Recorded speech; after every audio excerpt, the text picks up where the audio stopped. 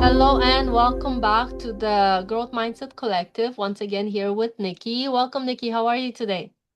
Hello, Ava. Happy Mother's Day. I hope you had a nice day yesterday. Oh, thank you so much. It was really nice and beautiful. And how was yours? You know, it's always wonderful when you get the kids in the house, right? Yeah, for sure, definitely. So today, our topic for today is the power of giving and receiving. So the Growth Mindset Collective today really wants to dive deep into into this topic because it is truly important, and sometimes we don't even realize how important it is. So in our culture of hustle and independence, it is easy actually to forget that giving and receiving are both essential to a thriving, fulfilling life. One without the other leads to imbalance, burnout from overgiving, or stagnation from not allowing ourselves to receive. A true growth mindset requires courage, humility, and trust in the flow of life. So, Nikki, what do you have for us on this topic? Let's hear it. Well, I have to admit I had something a little different set for today, but um, with our being in mindset, sometimes there's such a big variation when it comes to a topic. And there's such depth when it comes to a topic. Like giving and receiving could sound so fundamental and so easy, which it is, but it's hard also. Like I do every day before I get on with one of my classes, I pray it out and I meditate. And everything I prepared, I'm not going to share with you today. And I'm going to try something a little strange and a little different from the way I usually talk with you. And I want to go back to the fundamentals. Like giving and receiving is basically, as Robert Davies would say, bread in the bone. It's something innate. It's something we do all the time. But we live in a society where we live, instead of living with our higher selves, then our intellect and our conscious, and then our subconscious and the physical world, we go backward. We go small to bigger. And if you think about it, as far as even, let's say, just even common sense is applied, which I don't know why we don't make these relevant thoughts and moving of transitions of awarenesses, but bigger things eclipse smaller things. That's a fact. A smaller volume of electricity eclipses a bigger volume of electricity. And we have to learn and we have to realize that we are living as a triune person, and giving and receiving is a big part of the higher self when it comes down to it. The lower self, us living traditionally every day and so on, is the practice. It doesn't cause, it's not the principle, and it's not allowing us to live in the law. We just understand it. We want to be good people. So we fundamentally practice giving and receiving. But as far as the principle of dynamics of this is concerned, we're talking about dynamic exchange. And as far as the law, there is a law like cause and effect that is involved here. And that is the operation through the dynamic exchange. We know energy, we know magnetism, we know gravity, we know all the laws flow through us. And they don't just come into us this way, they fly through us every which way in every direction. So our giving is the same, but to reconnect us into understanding or to moving up to a new level of giving and receiving, I'm gonna show you Dr. Leland van der Waals' impression of what he thought a mind was. I'm not exactly solid with my artwork. So here it is, like it's like a stick man, right? Can you see that? Yep. Okay, so that's it.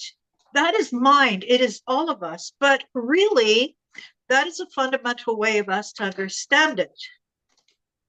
Mind, I'm going to take this purple uh, marker and I'm going to show that mind goes everywhere. It's just energy. It goes up, down, everywhere. It's just everywhere. And it actually just kind of, if I could continue that, you would just color in most of us, most of ourselves. And all of this is our energy. This is all who we are. We are connected. So the law of giving and receiving is much bigger than the principal act or the simple act of giving and receiving. The first thing we have to do is, like, let's say Ava and I are going out for lunch or dinner or something, and I pay. It's important that you don't think your relationship now is with Ava to pay her back. Your relationship, because you're a creator, is still in the cosmos. You did a nice thing. We had a nice lunch. We had a wonderful time, and I paid. It's as simple as that. But if Ava was to, or if I was to get the mindset where she owes me a lunch now, or she owes me a dinner now, we're working from the lowest mentality that we possibly can. That's our bodies, that's our being, that's just our natural sense of everydayness. The blessing that you're talking about, the manner in which you receive your goods, has just been limited so profoundly. When you're living in creation and you are trying to live in a life of giving and receiving, you don't put limits on it. Like you don't keep track, like, oh, I got to pay Ava back. My relationship is with my higher power, and my kindness comes from that. My heart comes from that. So when we feel, Ava and I feel the joy because we get mindset to a certain degree, we feel a depth and we feel a blessing and we feel good. And there's a certain level of wonderfulness that we feel that is beyond worldly. So we don't, when you're giving and receiving, first thing you have to do is realize you don't wait until you have something to give. You plan to give and you just give it. It'll show up. And you give first and then you receive. But you don't look toward receiving, toward back to Ava. Let's say I gave Ava a couch. Now I'm not expecting something back from her, or else I'm limiting that. I gave Ava that couch because my creator, my higher power, put that need in front of me to give. I saw the cue, I served. And now, when my needs are being put out in the universe picks up on this vibe because all of these, let's see, I'm going to make these dark, dark purple. All of these needs are everywhere. And everywhere, everybody has these same vibes, or somebody's looking to serve exactly on the manner that you need to be served. So your vibration is going to connect with that vibration.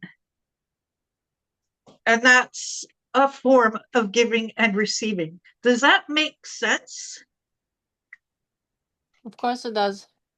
Okay, good. Because like I'm going off and I've got 20 things going on in my mind.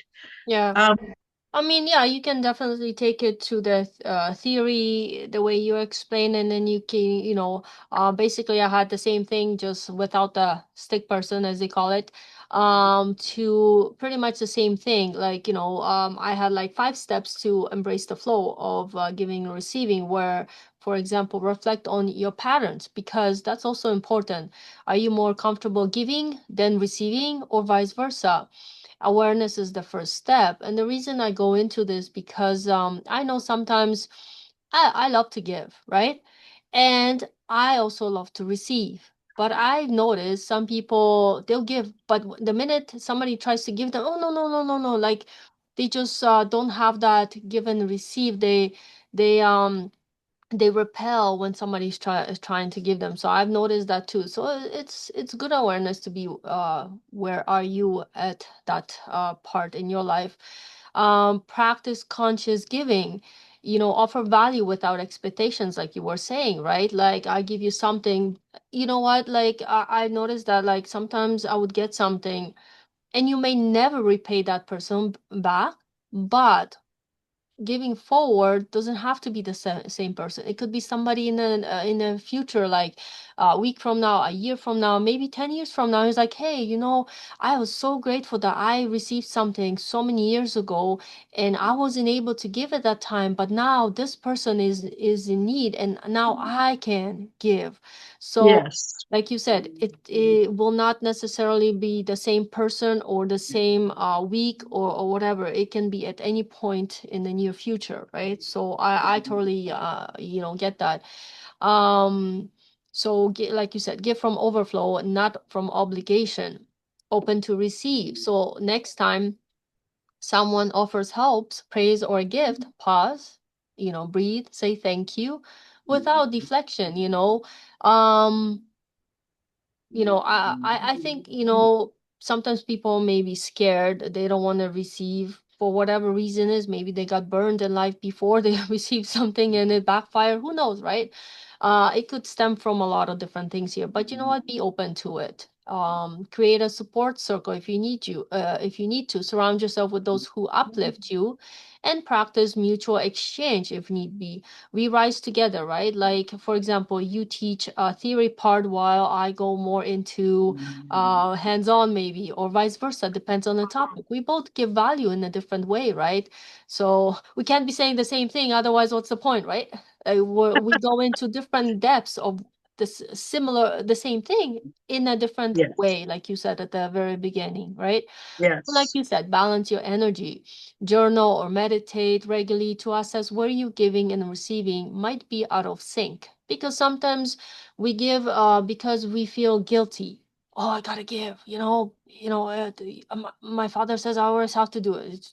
Yeah, I'm just putting that way, but or whatever, right? So find the awareness and see if you're in balance of receiving and giving, because it definitely does help out. Yes. Now tell Yes. us more on your thoughts. What's on your thoughts? Because I know you're thinking. Hope. Well, it was such a big delivered message that I thought I had to serve here. But another thing is, like, our mentors who are master thinkers, when we call them to talk to them, or when we're around them, or when we're in a program with them and so on, when they address you, they say, how can I help you? And that is fundamentally the way that you want to give. If you want to love, you give in more love. If you want to help yourself do well in business, you help somebody else do well in business. Fundamentally, as far as creation is concerned, that is the secret. You don't wait to have something and accumulate it, say, now I could give this away. That's not how the nature of creation works. Some people do that and it works very well for them, but you have to know who you are, and the bigger part of the population experiences and functions best in the manner that we're sharing right now. Like Bill Gates, he hoarded all his money for quite a while until he could give at a certain level. So he was trying to climb to a certain level to serve at a certain level, and now he's getting the give and take back at a billion, in his $1 billion level. But most of us don't do that. For us to grow, it's best to ask, how can I serve you? When it is in whatever manner in which you're trying to grow as well. So when you're serving somebody else, you're serving yourself, because the law of in one of the laws in life is nature abhors a vacuum, an empty vacuum. And when you say, how can I help you?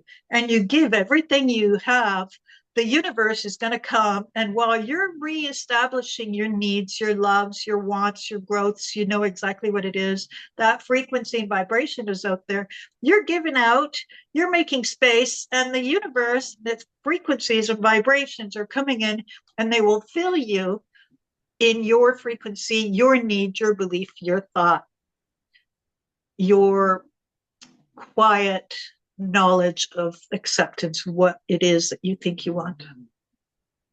Yes, So, definitely. Like, go ahead, Nikki. Sorry if I cut you off. oh, that's okay. I was just going to say that's an important point.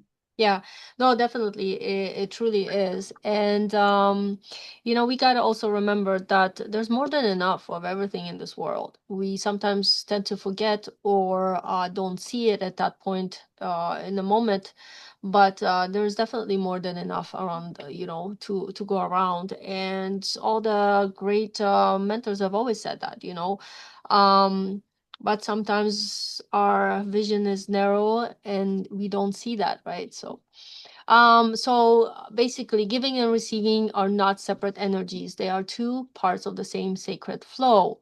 When you give with love and receive with grace, we activate a full potential.